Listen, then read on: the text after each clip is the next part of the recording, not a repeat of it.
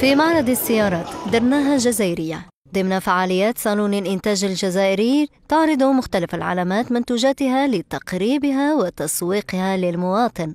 شركة كيا الجزائرية حرصت على تمكين الزبون من معاينة سياراتها من علامات بيكانتو التي لاقت إقبالاً كبيراً من زوار المعرض.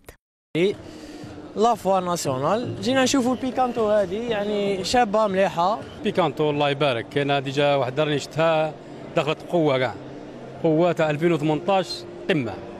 كيا الجزائرية التي تعمل في مجال تركيب السيارات السياحية ومعها مجمع جيامي الذي يختص في إنتاج الشاحنات والحافلات من نوع هيونداي وبجودة ونوعية عالية، تعرض من خلال تواجدها في الصالون شراء منتوجاتها عن طريق البنوك والقروض الإسلامية وتوفيرها في السوق ابتداء من جانف 2018.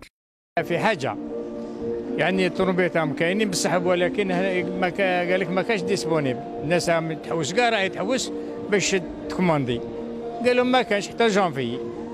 لتظل السيارات هي الحدث الأبرز في صالون المنتوج الجزائري لاستقطابها أكبر عدد من الزوار كتجربة أولى من نوعها في صناعة المركبات الجزائرية التي استهلكت العملة الصعبة في استيرادها، ولم لا توفيرها بأسعار تنافسية وتغطية السوق الوطنية.